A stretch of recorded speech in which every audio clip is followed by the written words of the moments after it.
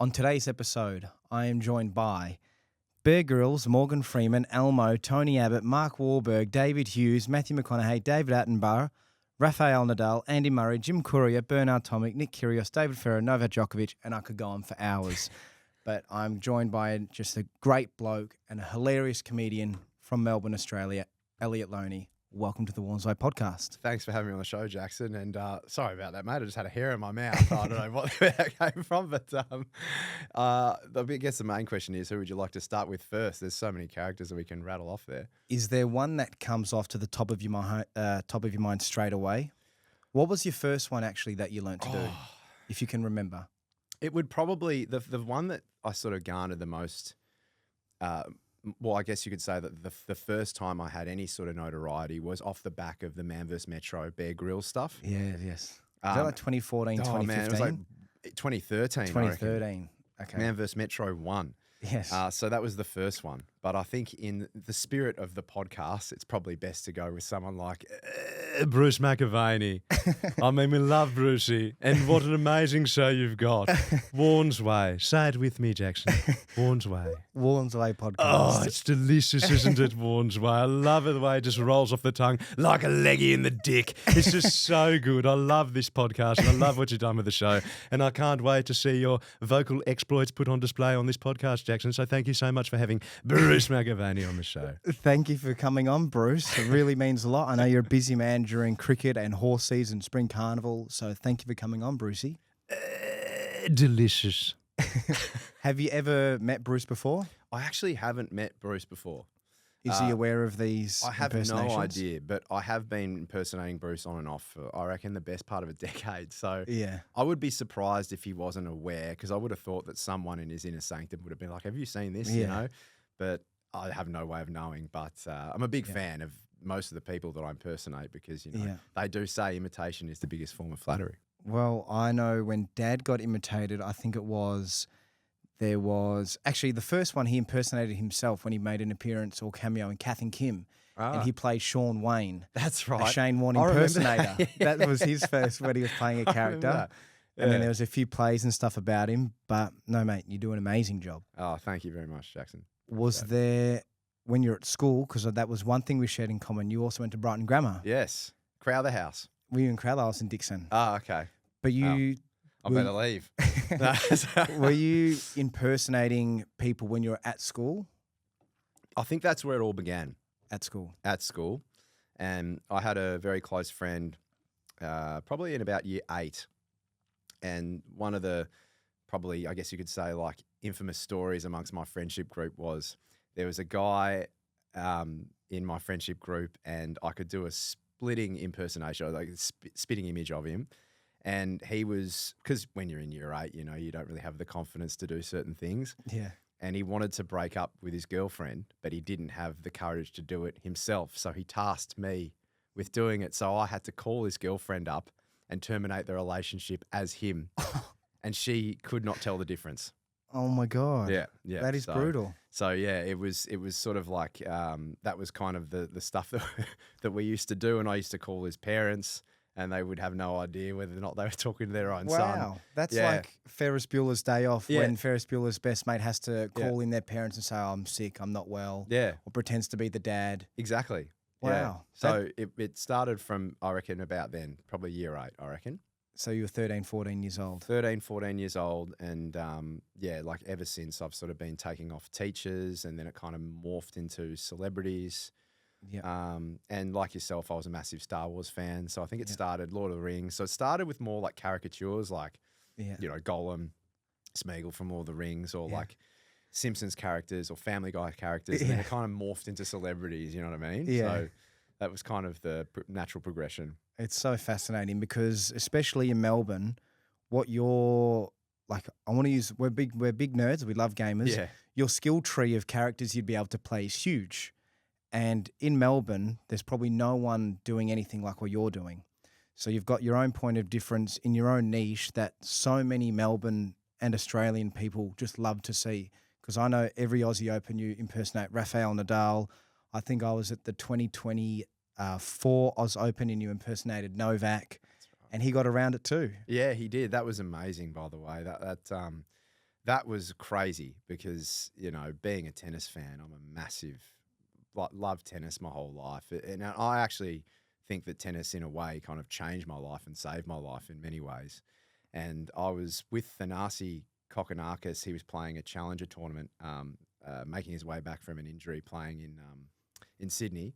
And I got a DM in the morning from Novak. I could not believe it, and I kept refreshing. I thought it was a glitch from his personal Instagram. Personal Instagram. Wow. And he'd like said how much he like loved the gags, and he's like, we should do a collaboration. And I was like, just elated with that. Yeah, you know, if you had told 12-year-old me, who was aspiring to be a tennis pro, that I'd be mingling with potentially the greatest tennis player to ever pick up a tennis racket, mate, I would have just been over the moon. So that was one of the best experiences ever. That's amazing, Elliot. And so before characters and comedic work, tennis was your first love. Yeah.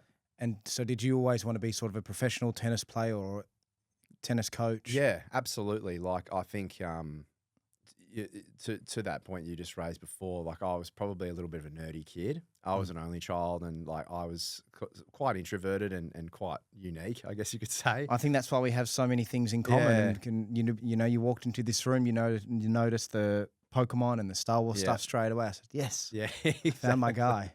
Can understand it all. He's ignored the cricket. He's ignored the baggy green and the Holy One at Augusta and gone straight, fuck, that's the Mandalorian. Well, there's Totodile and Charmander and the Pokeballs. It's true. I'm just a massive, massive tennis fan. Yeah. And massive nerd. So when I was a kid, I sort of like remember the first time I sort of picked up a tennis racket. I probably would have been about 11 years old, and I never looked back. But before that, you know, I was just massively into my video games and very introverted, and so I never really played much sport up until that point. I just thought I was useless at sport. But then because I started to show promise in one sport, it made me revisit other sports. So then I sort of tried my hand at other sports. And although I was nowhere near as good at those other sports that I tried as I was at tennis, it still sort of like changed my life, I think, in the sense that I often wonder, had I not picked up a racket, where I'd be now. Yeah. So you think if probably you'd in never... my mum's basement to start. Playing Pokemon Legends World of Warcraft. And So you reckon if you never picked up a tennis racket, you may not even have got into the characters and impersonations? Yeah, maybe not. I mean, I think though I was always like a bit eccentric. Like I do remember inherently being a very keen observer. Like I would always like watch people, how they spoke, and I was probably more interested in how they spoke as opposed to what they said. Yeah. And I think that sort of lended itself well into the impersonation side of things. Like I can't remember it very well, but my parents often say that when I was in my room, as even like a 5-year-old, 6-year-old kid playing video games, I'd be talking to myself and they'd hear different voices coming from the room. But it was just me in there. Wow. So yeah, I don't know. It's always just been like something. Yeah. Something. Can you remember the very, very, very first one when you were 5 or 6 years old? Was it like Ash Ketchum? No, I don't think it was like a person, so to speak. I just create these crazy... Like an Elliot Loney special, like your own version of someone. Literally. There's one story that sort of, I think my mum remembers as well. I had this imaginary friend called Abu, and it was very much based off the monkey in Aladdin. Yeah, it was, the one that's on Aladdin's shoulder, is that right? The one that's on Aladdin's shoulder, the one from the original animated Disney Aladdin with Robin Williams. Yes. And so I had this like imaginary friend called Abu, and I was talking to Abu one day in the kitchen, and my mum came and sat on Abu and killed Abu.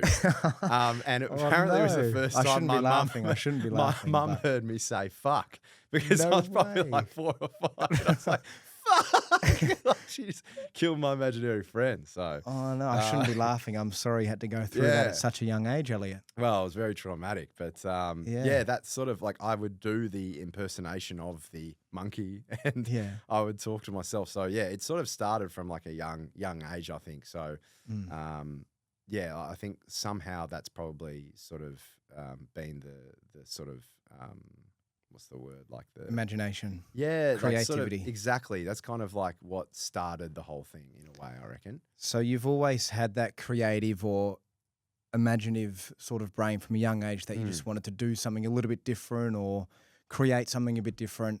And that's when you did your first sketch, Man vs. Metro. Yeah. and that was back in 2013. That's right. Yeah. So how does an idea come like that? Obviously, you would have known and been a fan of Bear Grylls, but you impersonated, what's the right word for this? You translated that into Melbourne version. Yeah, that's right. Exactly right. So I think at the time, so to rewind just slightly on that, I was doing, how it started online for me was I was doing impersonations or prank calls as celebrities and like crazy sort of impressions of like caricatures just on my personal Facebook page. And they were kind of going like not so much viral, but they were getting a lot of traction online within my friendship circles kind of. Yeah. But it was before Instagram and like sort of TikTok and even YouTube was in its infancy at this stage. So it was like very much like sort of viral within a very small pocket. Yeah. But I knew I was onto something. And one of my friends from high school contacted me and said, mate, this is really good. Like, would you like to do more of this kind of stuff? And I was like, absolutely. He said, well, he had all the production now. And he's like, look, if you want me to film and edit it, I can bring that sort of production level. And we filmed a Bear Grylls impersonation in Ray's tent city. Yeah. And I was on the phone speaking to the store manager and he was trying to find me and I was doing Bear Grylls in the store. Yeah. Yeah. And he was like, mate, where are you? And I'm like, I'm somewhere between the pots and pans. I was trying to find my bearings. I can't find. He's like, where are you, mate? I can't see it. And I'm like, I'm in the store, mate. I'm right behind you. He's like doing these ones. And we put it online. That's so impressive. And it got like nothing special, probably like 500 to 1,000 views or something. And then he went overseas and I went about my business and went back to living our lives. And then 6 months later, it went from like 500 to like 50,000. It must have hit like a Reddit forum or something. Yeah. And then I thought, well, that's interesting. Maybe we're onto something here. And I was watching a lot of Bear Grylls. Bear Grylls was massive at that point in time as well. And so I thought, well, Man vs. Wild's an extremely popular show. It'd be great to do a parody of called Man vs. Metro, where I go out into the actual metropolis and just, you know, encapsulate all the things that make Man vs. Wild great, but just bring it to the real world. And in Melbourne. And it just proved to be a massive success. Like that video changed my life. Wow. And I was so lucky that earlier this year, thanks to Nick Kyrgios, who's a very close friend of mine, it was all because of him. He was doing a podcast for his show with Bear. He actually enabled me to go and meet Bear. Wow. And when I was speaking to Bear, man, I almost got like emotional because like I don't think he really understood. Yeah. Like when I was speaking to him face to face, I said, mate, I just want you to understand, like, you're the reason I have a career. Wow. You know, and I think he was like a little bit like taken back, but I made that very clear. I'm like, if it wasn't for you and doing the stuff that you did and then the success that I had off the back of the impersonation of the stuff that you did, I wouldn't have a career. Yeah. And so I made it very clear that I wanted to thank him and make sure that he knew that. And he would have really appreciated that as well, because he probably didn't realize how much of an impact he's having on everyone, but especially on an individual in Melbourne like yourself at such a young age. Yeah. Because how would have you been old? I probably would have been like 22 or something like that. I was pretty young, yeah. So imagine one of your first ideas that's sort of going semi-viral, going viral in the community, for you to be able to get reinforced with your creative and your brainstorming ideas and then actually be able to have that bit of closure and tell Bear Grylls to his face, look, I just want to let you know you changed my life. Yeah. That would have been amazing. Mate, it was so great. And we filmed a couple of sketches. I don't know if you saw them, but we did a couple of reels together. Yeah. And it was You were both Bear, weren't you? Yeah, we were both Bear. It was like Bear meets Bear. And we sort of like loosely set it up on the spot. Like we didn't have any time to plan or anything, but he was so nice, man. Like I couldn't believe how just genuine he was and just so kind. Like I was expecting him just to leave because he obviously had a lot of PR commitments and he just finished sort of doing some PR stuff with Nick. And I was like, hey, mate, you know, would you mind filming like just a couple of little quick things with myself? And he's like, yeah, of course. Like, you know, what do you need, mate? Like anything, you know? And so we devised this quick plan on the spot and you can see it on my Instagram page at Elliot_Loney. It's on Insta there if you scroll down far enough. But the sort of the punchline of the video was he kind of gave me nothing. And I'm like, there he is. He's just giving me the bare minimum. And like, you know, it's like this silly little gag, but it was so funny and just like to meet him in the flesh. Wow. Incredible sort of experience. were you able to show him the videos and footage as well when you were doing the Man vs Metros? Well, I'm not entirely sure, but I think that Nick might have shown him a few. yeah, I think he was aware. Like I Yep. think he had been shown them before. Because Yeah. I remember reading ages ago, like this was many years ago, on a Reddit forum, someone posted the Man vs Metro clip and was like, "Have you seen this series?" And then he's like, "Yeah, it makes me and my team laugh or something." That is So great. he did respond at one time. This was many years ago, but Yeah. yeah, it's great. Like he's super supportive too. Like we followed each other on Instagram, and I've like keeping tabs on him. And like I did a video with Wimbledon.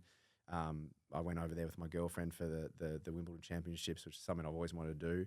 And he commented on that video. So yeah, it was super cool as well. Was that this year you went to Wimbledon? Yeah, first Was time. it a big shout out to Mark? Massive shout Massive out to shout out Mark. to We Mark. have to give a big Yes. shout out to Mark. Big shout And out to Novak Mark. and his team. Yep. You know, that was insane. And Charlie, of course. Yep. Those guys really came through for me. Like I was absolutely desperate to get tickets. And Yep. if you haven't been to Wimbledon, please, if you're listening to this show, make sure you get in early. Yes. No, it's so cool that you're able to like just make all of your dreams come true with meeting these people that you're impersonating, going to the tennis like Wimbledon, being able to impersonate Novak, then Novak's team actually saying, "Come to one of my games and watch," 12 months after.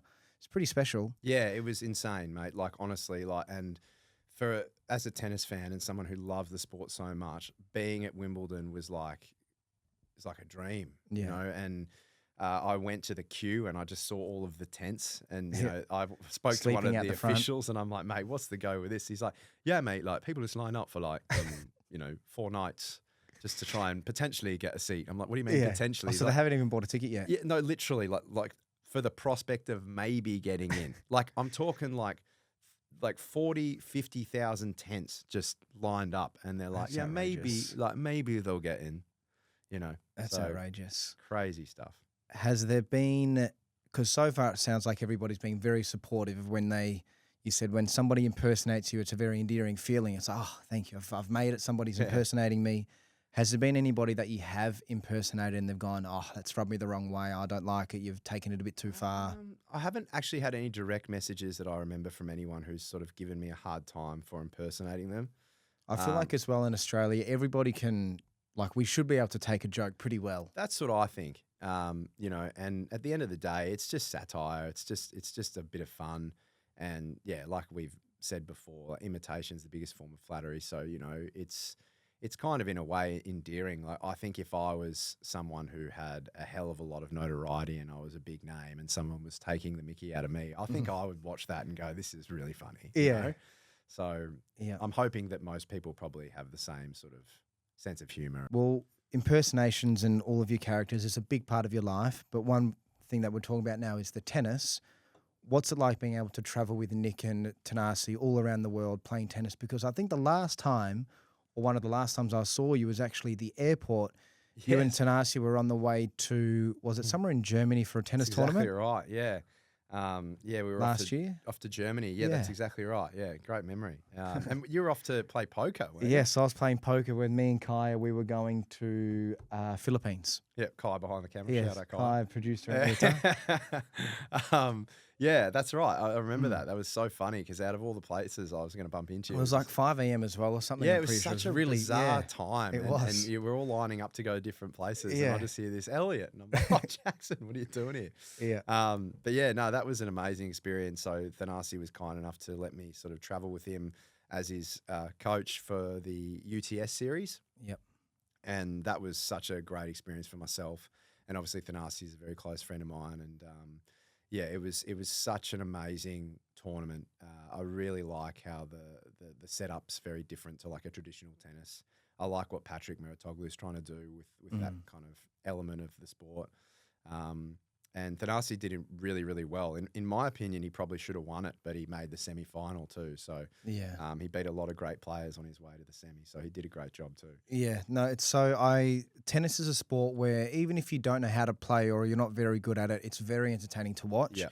And people like Nick and Thanasi are very entertaining to They watch. are, aren't they? Yeah. Especially during Wimbledon and Aussie Opens. And I think one of the coolest things ever, I think it was 2 years ago, was when they were doubles and That's they won right. together playing doubles. Ah, Like, how cool is Mate, that? Fairy tale. It was like, and I'm sure you've seen the movie Happy Gilmore, like who hasn't? Yeah. But it was literally like Happy Gilmore. I remember, Like, not meant to be. It was an accident. Oh, what are you doing? Let's play doubles. Not doing anything. Yeah, it was just so strange. Like what I found really interesting about that whole tournament was they were both singles players, so they played a very different type of like doubles and singles in tennis. I think are almost different sports.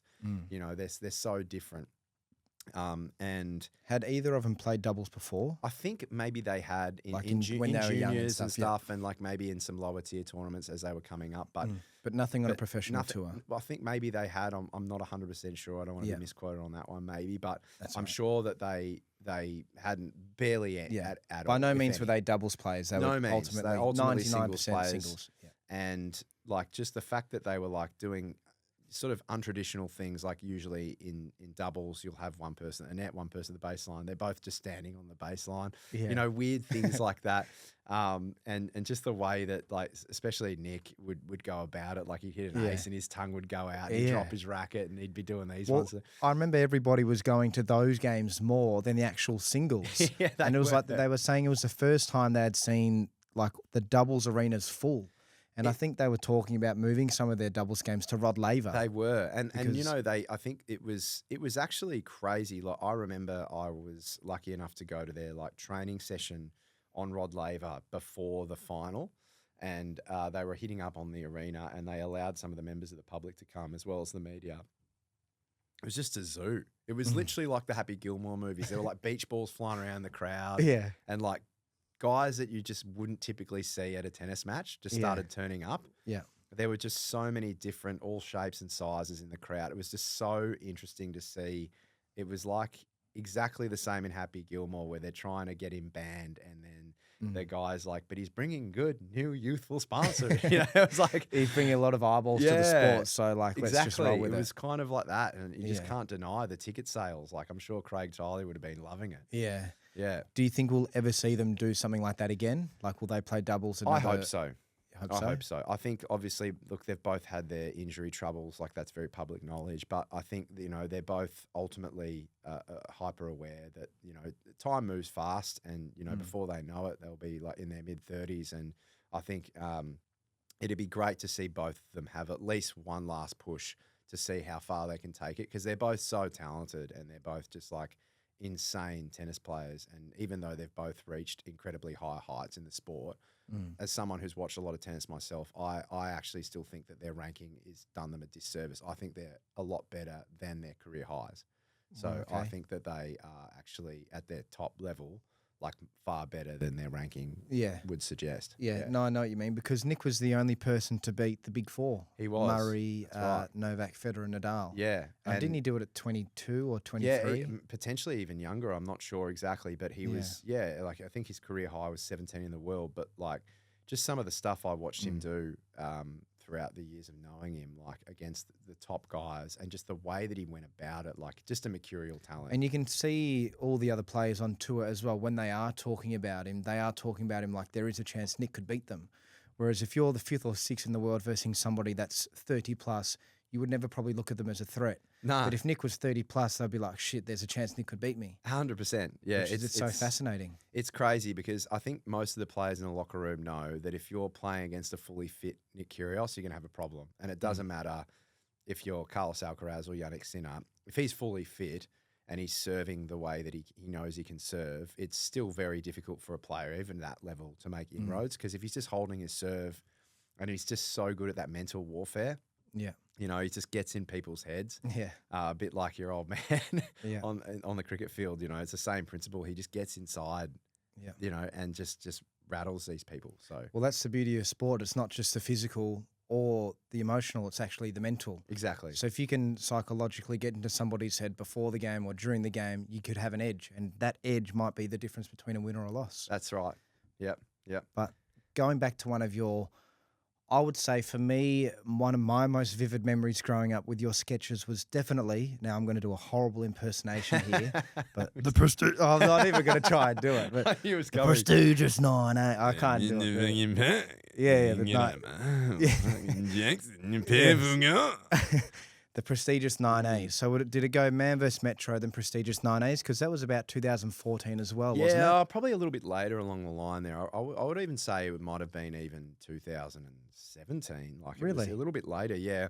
Because there was like TAFE versus Uni, Oh, yes. and there was a few other impersonation videos that I'd done before then that sort of got a lot of notoriety online, particularly Hughesy one? on Facebook, Hughesy, and Yeah. there was like a couple of Family Guy things that I did that went Yeah. crazy on Facebook back in the day. Lord of the Rings, Star Wars, random stuff. Yeah. But again, this was like when social media was completely different. Mm. Like, you know, these days the algorithm kind of favors consistency over everything. So you've got pretty much 3 seconds to try and impress somebody or have a hook to, But also, like, you see reels like TikTok, I feel, changed the whole face of the space. But back in those days, Instagram was just like a photo sharing platform. So it was a lot harder, I thought, back in those days to kind of get the traction. Yeah, get viral, get views, get engagement. Yeah, so it's very different, I think, the landscape now. But yeah, those videos came first, I think, back in those days. How do you navigate that now then when you're coming up with a sketch or an idea for social media now compared to 10 years ago when it was for Facebook? Because I'm assuming 10 years ago you probably had a lot more brainstorming time or creative time to think, okay, I want to do a 3-minute sketch. This is what I'm going to do. But now the people's attention spans, it's not really longer than 30 seconds to a minute, unless that first 4 or 5 seconds you really hook them in. So do you have a sort of strategy that goes into your skits now then if you go, okay, I've only got a few seconds to get a hook, what do I do? Or is it the same? Look, that's a great question. But I think in terms of just the way that I've gone about things, it's relatively the same. But to that point, I do think that people's attention spans have sort of diminished over time. Brain rot. I think I've got brain rot. This is the whole brain rot. That's exactly right. And I do believe that also with a lot of the sort of woke culture and things like that, I believe that it's made things a little bit more difficult for comedians too, in a sense. So one of my favourite quotes, and I always quote this, is from George Carlin, where he said, a comedian's job is to find where the line is and then deliberately cross it. But if people are so unaware of where that line is, and comedy being so subjective as an art form, it's actually really hard to know, because comedy's subjective, right? Because the line for you might be different for me and the line for Kai, or the line for 10 different people could be 10 different lines. Precisely. But that's why I think I'm a bit of a big advocate for freedom of speech within comedy, because comedy... Oh, for sure. That has to be like the North Star for free speech is comedians. It has to be. And I think intent is a very important thing. And I think that's one of the things that gets lost. So if I'm making a sketch or doing a stand-up skit or something like that, I'm always thinking, well, my intent right now in my purest form, I'm just trying to make people laugh. That's all I want to do. Yep. And if I can't impress everyone, because I know that people can get offended easily, but my intent is purely based on trying to make people laugh. So it's not necessarily the views that I hold. It's not necessarily something that I believe. It's just something that I think is funny. Yeah. And that's kind of the way that I make my sketches. I'm like, I think this is funny, and I think there's enough satire in this to make people laugh, so I'm just going to post it. Yeah. You know? What are some of the hiccups, because you mentioned the whole woke stuff, what are some of the hiccups that woke, like the woke community have put on comedians with certain things you can or can't talk about? Like as a stand-up comedian, when you're doing it, has there been things in the back of your head that you've gone, oh, I can't say this now, or I can't say that? Absolutely, but I will share one story, and I wasn't sure if I should share it, but I'm share whatever you want. We're very close, Jackson. I've known you for many years, so I'm just going to say this.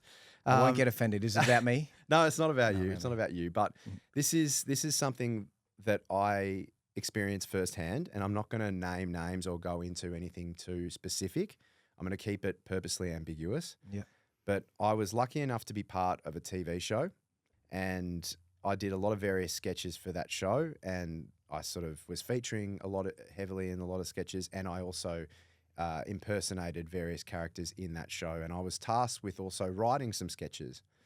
So one of the things they asked me to do for the show was to fly to Sydney and do a whole bunch of comedy skits around the tennis stuff. Like they wanted me to do Novak and Rafa and, of course, Kyrgios. Yep. So just to be safe, because I know we live in this woke world, I asked them all just to... Well, not so much Rafa and Novak, but I knew with Nick, I said, look, I've got a great relationship with Nick. I've known him for a long time. I'm just going to call him and make sure that he's okay with me taking the mickey out of him. And all I was doing was putting a singlet on, some chains, and putting my hat to the side. Like there was nothing crazy about it. Yeah. And I just said, hey, mate, I'm about to go to Sydney and do these skits. You know, they're satirical comedy sketches. They're really silly, but it's going to be on TV. I hope you don't mind. And he said, mate, whatever you need, go for it. If you need my consent, you got my consent, Clothes, whatever. Like he's great. He's got a super great sense of humour. So I fly to Sydney. They pay me for the flights, for filming, for everything. I film the sketches. They're done. About a week later, I get a phone call from one of the executive producers on the show. And they said, look, they didn't really know how to raise this with me. They said, one of the cast members on the show, who I'm not going to name, has taken umbrage with the fact that you're doing an impersonation of Nick Kyrgios. And because they believe that it's racist or it's politically incorrect, they have threatened to leave the show if the sketch goes ahead. So I said, hang on a second. So even after you've gotten Nick's blessing and it's not about them. This cast member who does not represent the minority group that Nick represents, Nick is half Malaysian, half Greek, has taken offence on behalf of something that I have gotten consent from the actual individual that I'm portraying and threatened to leave the show over it when I've actually got consent from the person I'm portraying. And I thought, this is crazy, crazy stuff. And so they pulled the sketches. They just pulled them from the show. Yeah.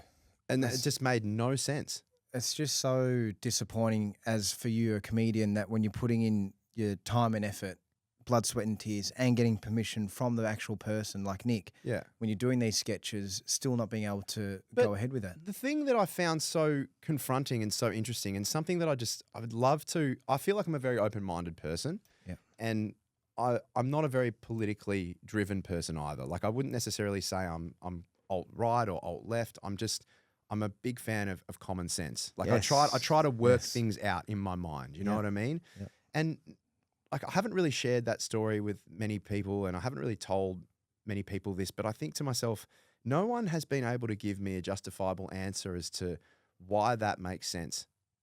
No one can give me an answer, and I would love to sit down with anyone who could give me a different viewpoint, who would be able to sway my opinion one way or the other. But for me, I'm just looking at it going, it just seems to be selfish of that individual to do that. Yeah. And why would they self-sabotage the show? Because, look, I might be biased, but I thought those sketches were hilarious. The crew was laughing all throughout. The scripts were funny. It was funny stuff. And it would have helped the overall success of the show, in my opinion. So for them to take offence on behalf of someone else that I'd got consent from and then pull the sketch just seemed crazy. It's very fascinating that somebody that isn't even involved, like you said, with that either race or religion or anything like that gets offended by it, and also has so much power and influence over these networks of what they are able to publish and share. But you know what, Jackson, as well, the other crazy thing was I had a very ominous feeling after that. I thought, okay, I thought this show had a hell of a lot of potential, but now I've got this terrible feeling in the pit of my stomach. It's not going to last. And guess what? It got axed. Yeah, it lasted a few episodes and then it got pulled off the air. And I think it's because they were too scared to push boundaries. And not even necessarily that example that I just raised was a boundary, but it's exactly what that George Carlin quote represents. Comedian's job is to find where the line is and then deliberately cross it. If you can't find that line or even flirt with that line in the pursuit of humour, then it's not comedy. Well, and especially with what's going on in the world now, there is so much political correctness, and we've been it's been shoved down our throats for so many years now. But I feel like this is the first time, especially that I've noticed, in at least probably the last 10 years, that there's a lot of us that aren't necessarily politically left or right. We're just people that have common sense and ask questions like, why are these being shoved down our throats? Why, if we don't agree with it, and, you know, if we don't want to support something or endorse something, why can't we just be left alone? But especially like what you're saying with these jokes, if you're as a comedian at the back of your mind thinking, if I want to make this joke but I might offend somebody or upset a group of people, well then I'm sort of doing a disservice to the comedian community, because shouldn't you in theory be able to take the mickey out of anybody or anything if the pursuit is humour and the intention isn't to hurt somebody. Well, that's very common sense. Yeah, well, Isn't it? isn't that That's common exactly- sense? Yeah. and that's how I feel about stuff. Yeah. And I'm a massive advocate for comedy. And look, I understand that everyone is entitled to their own beliefs and all that kind of stuff. But I think that people, when they go to comedy shows or when they watch comedy, they a need to have an release. open mind. Yeah. And just be able to sit back and say, okay, I'm gonna, another quote that I really like, and like I've done a lot of research into comedy just because I'm so interested in the mechanics and how comedy works and just like the just all the great comics, and I love getting these little pearls of wisdom from all my favorite comics. Yeah. Another one that I really liked was from Jim Carrey. And he said Yes. something that I was like, that's so true. He's like, a comedian's job in its purest sense is just to free the audience from concern. Mm. And another quote, this isn't quoting Jim Carrey, but I read it in a book somewhere. It was, puzzled people don't laugh. So if you marry those two things up, it's like, well, if people are going in there with a closed mind thinking I'm looking for the next thing to be offended with, Yeah. then they're going to be concerned. Mm. And how can you make a concerned, puzzled person laugh? You want Yeah. them.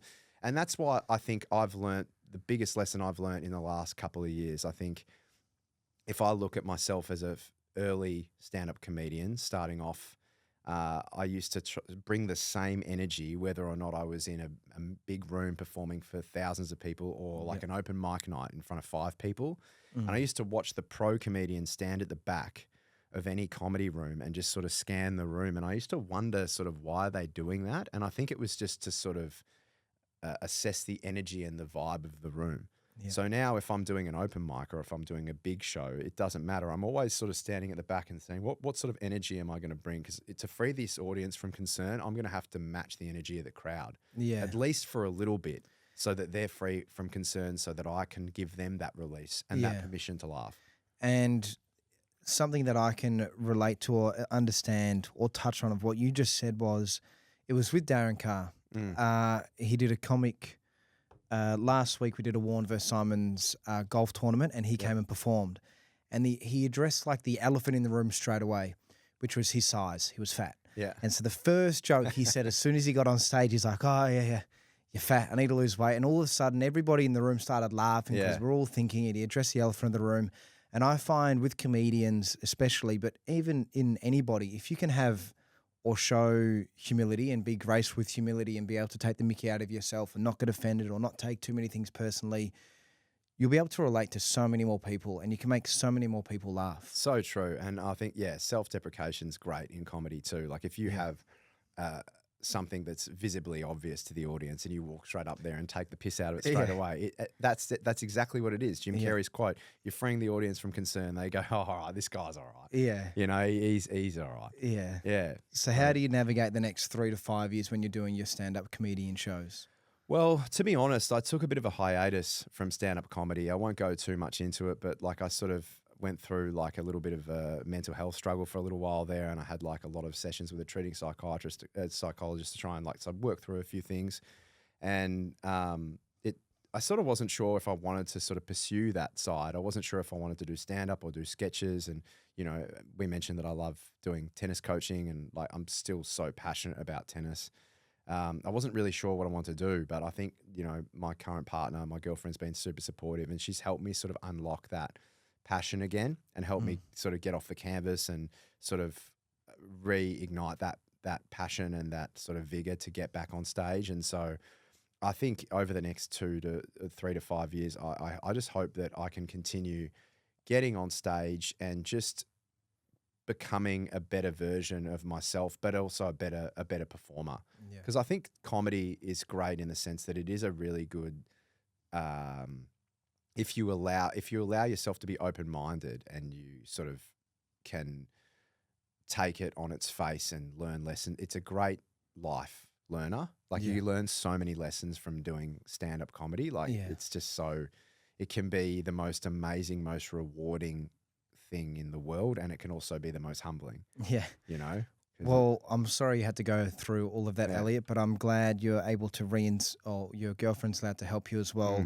Bring back that spark and bring back that vigor, because I know Melbourne and Australia, especially myself, love to see you on the comedic stage, love seeing content from you. You make a lot of people laugh. And we can tell you're so passionate about it because it's contagious. And I find anybody that's out there that's following their passions, and if they truly believe in their work and they love their work and they're proud of their work, no matter what it is, it's contagious. Like Yeah. us talking about our nerdy stuff like Pokemon, or when Dad was talking about cricket, or Nick with tennis, or whatever it is, Yeah, you can just tell it's contagious because we love it. it is. So Yeah. no, I'm glad you got your spark back, and I hope you are on the stage in the next few years because I'll be there with bells on. I'll be there laughing. Nah, thanks, Jack. You're always welcome too, Jackson. You're always welcome. And look, I don't know how much, what are we doing? We've got plenty of time. We've got as much time as you want to share. Because much time. I do want to. While I've got you here, I want to share a story, and I don't know. I don't know if I've told you this personally, but it was about your dad. I'm going to guess. yeah. I remember being sent a photo. Yeah. I reckon it was 2000. It was either early 2017 or late 2016. You and Dad doing an ad together. Yeah. Is that what it was? There was something like that? So there was a couple of things, but the story I want to share, and it's We're in no rush, so you share whatever Cool. you want, Elliot. Just relax, get settled in. 20. I want to say 2017. Yep. It was at the Oz Open, and Shane was affiliated with Sportsmate. I don't know if you were aware of Sportsmate. I'm not sure if he was like involved in the company or whether or not he was just a guest at this event, but it's for a company called Sportsmate at the time.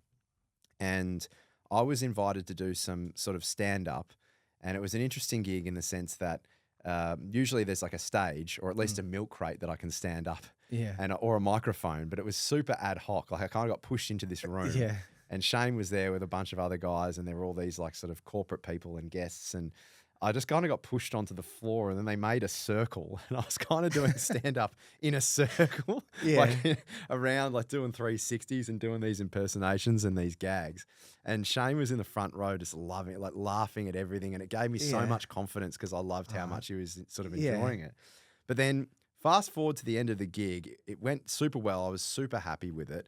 And, you know, he came straight up and shook my hand. He was so nice and introduced me to everyone, and I was so happy. And then the security grabbed me by the arm and whisked me out of there because 24 hours earlier, I took a photo with Roger Federer in a restricted area of the Australian Open, and I lost my privileges for that year. They sort of gave me like a temporary ban because you're not supposed to take but he was my idol at the time, and I thought I'm never going to get an opportunity to take a photo with Roger again. And so I was getting carted out by the security, and they had me arm in arm, and I was being dragged down the stairs like a rag doll. And I just hear this voice from the top of the stairs, and he was like, "Get off him! Oi, you, get off him!" And it was your dad, Shane. He went in to bat for me. And these guys, these seckies, they were just like, "Oh, what?" And they were in awe of the fact that it was Shane. Yeah. And they basically instantly unhanded me. Wow. One of them was a massive cricket fan, which helped. And basically he was able just to talk them down. Like he was like, "Nah, he's with us. Get off him. Let him back in. He's with us." And the head of security for AO, they came down and they had like a discussion, and he was able to let them allow me back into the actual event. So then I went back in there, and he instantly handed me a drink, and he was so accommodating and so nice. And it's something that I'll never forget. Like I'll never forget that ever. Oh, what a nice story, Elliot. And thank you for sharing that. Yeah, I think that's like one of the greatest, and it's such a cool story that I'm able, like a unique moment that I was able to share. And I wanted to tell you that because you haven't told me that before. So thank you for that, Elliot. Nah, no worries, mate. That it shows a lot about his character though, and especially what we were just saying before, how when you're following your passion, it's contagious. He would have seen how much of maybe awkward it was being in that, but like he would have seen you trying your hardest, and then after you've just tried your heart out trying to make that room laugh in that circle and then being ushered out, Dad would be like, "Nah, this guy's just worked his ass off, tried to make a whole room laugh. You guys get stuffed. I'm going to defend my mate," and he defended you. He did, and the thing is, like, I think I'd met him once previously for maybe 5 minutes. Yeah, and so he barely knew me for a bar of soap. But just like yourself, one thing that I noticed is he was always so generous with his time. You know, he was so amenable and so kind, and that's something I see in you too. And it's something I mean. Thank you, Elliot. You always look me in the eye when you shake my hand. Remember when I first met you at Brighton Grammar? Yes. When I came down to the school and I was talking to the year 8s, Yeah. one of the first things I remember is you came up and you were like, G'day, Elliot, and you shook my hand and you used my name and you were the only one, you know, everyone else was like, G'day, mate, how are you? You know, what's going on? And you used my name and you were very polite. You had good manners. Yeah. And I've noticed that Shane sort of had the same thing. He made you feel like you were the only one in the room. Yeah. Yeah. Oh, well, thank you for sharing that, Elliot. Yeah. That's been one of the nicest things I've heard since Dad's passing is all the people when they're talking about him, how engaged he was with his person that he's talking to, how much he cared about them, for how interested he actually was in that person, exactly what you said as well, how much time he had for everyone. And he just wanted to help people and make people laugh. Yeah, he was awesome, mate. And really, I had to share that story. No, thank you. More. Yeah. I love it. In a selfish way, I love hearing them. So That's thank great. you, Elliot. Yeah. So that was in 2017. Yeah, I think it was, yeah. Also in that year, you came to my 18th birthday. I'm not sure if you remember, but that was that year. Did you get the chance to see Dad at my 18th? I did. Did you talk about that, or was that after? I can't remember. I do remember. I think I may have said it. I did. He definitely. One thing I do remember about your dad was he always remembered my name, which I was almost shocked. Like he was just so good with names. Like I'd be like, oh, Shane. He'd be like, G'day, Elliot. How are you? And I'd almost like gave me butterflies every time. Like, how does this bloke remember my name? You know? Yeah. But yeah, I just remember I offered to pack up at the end because I was leaving. A few people were leaving. And I said, "Oh, do you need a hand with anything?" He's like, "No, I'm right, Elliot. Off you go." Mate." You know, he's super. Oh, that's great. Yeah, but no, that was a great night. I remember that clearly. That was so fun. Yeah. Well, thank you for coming. No, it was amazing memory that I've got. Yeah, like just being there. I think Themi was there and you were there, and like there was a few other people that I knew, even in your circles. Yeah. Even though a little bit younger, but like I knew a lot of the Brighton guys there. It was good fun. Oh, I can't believe that's nearly been 10 years because we're in 2025 now. That was in 2017, and it's gone like that. Crazy. It's gone so quick. Time just flies, doesn't it? It does. It goes way too fast. Exactly like this podcast. It's flown. But one thing I'd love to, before we wrap up, is you've recently posted a hilarious, very viral video impersonating Kelly Holiday. When you're impersonating people that sort of nowadays are not sure what the right wording is behind it, but everybody, like you said, is politically correct or can't take a joke anymore. When you're brainstorming to impersonate people now, is it different to what it was 5 years ago? Or how do you come up with the idea of who to impersonate? Yeah, I think so. In this particular instance with that video, I just felt like the timing was probably right. Like I just felt like in my immediate friendship circle, and I'm not sure if like in your circle too, it was just coming up on my newsfeed all the time. Either Abby or Kelly were just popping up all the time. And I thought, well, these people are like oversaturated in the media. They're always popping up. I'm assuming that everyone else is also getting fed the same sort of stuff on their newsfeed. So everyone in Australia seems to know who these people are. And then I just thought, well, you know, great satire is just, you know, straight to the point, like cut through. And like, obviously it's a bit of an over exaggeration, and I don't mean any harm, and I don't want to like cause any sort of problems for either of them. It's purely just based on the fact that I love making comedy and I just want to make people laugh. And I just thought, well, a lot of people know who these people are. I think that I can make like a funny satirical gag out of this. And so it's just turned into like a little bit of a viral moment. And people are asking for a part 3. So there's definitely going to be a part 3. Yeah. Oh, well done, Elliot. I hope you stay creative and I hope you stay brainstorming because you're doing an amazing job. You're making a lot of people laugh. And I'm glad you're finally getting your spark back and you're smashing it and you found your passion through tennis. And I'd just love to see you so healthy. The first thing I said when you walked in is I said, you're glowing. Oh, your skin looks great. So, thanks, mate. My eyes are better than the devil's appendage, but my skin, that's... No, all good. I just got to quickly do some thank yous before we wrap up. Of course. I just need to say thank you for coming on the show. Yoda, Obi-Wan Kenobi, Dr. Phil, SpongeBob, Patrick, the Joker, Batman, Elvis, Michael Jackson, Mike Tyson. No, I'm just joking. I could have gone on for ages, but thank you, Elliot. Do you want to sign off with anything or promote anything? You got anything coming up? Oh, look. Well, firstly, I'd just like to say thanks for having me on, Jackson. Obviously, you're someone that I've always sort of admired, and I really like what you're doing with this podcast as well. I hope you keep going. Hope you have all the success in the world. Thank you, Elliot. And just on that, like I don't know. Mostly just if you're watching this right now or you're listening, just get around me on Instagram, Elliot_Loney. Going to be trying to post more comedy skits and more gags and just try and make people laugh. That's it. That's all I want to do. And yeah, eventually when I start getting my mojo back on stage, I'll do probably some comedy shows, whether that be corporate or my own sort of tour. I'll have to figure that out. But yeah, there'll be a bit of promotion through my socials. Well done, Elliot. Yeah. Well, good luck with everything, and I'm excited to see what comes up in the future. Yeah. And I'll be the first person to buy a ticket when you decide to go back onto that. You won't What do you need to call buy. them? Comedian stages? Stage? Yeah. Comedic rooms? Stage. Yeah, stage. People like some of the big name comics, what do they say? They say, I played this venue, I played this venue. I don't understand that. It's like, no, you did a gig. I don't know. Play doesn't make sense if you're a comedian. I reckon. Yeah. All right. So when you go out and perform on stage next, I'll be the first person to buy a ticket. Thank you, Jack. So thank you for coming on the show, Elliot. Thanks for having me on. Appreciate it. Cheers. And that was a really. that was good. You got honest. sweaty hands like Yeah, me I do, too. I do. I was actually There was before I so shook your much hand sweat. trying to wipe my sweat on my black t-shirt, but that's all It was right. actually an insane amount of sweat on that hand. That's Yeah. all right. Thank you, Elliot. No, thank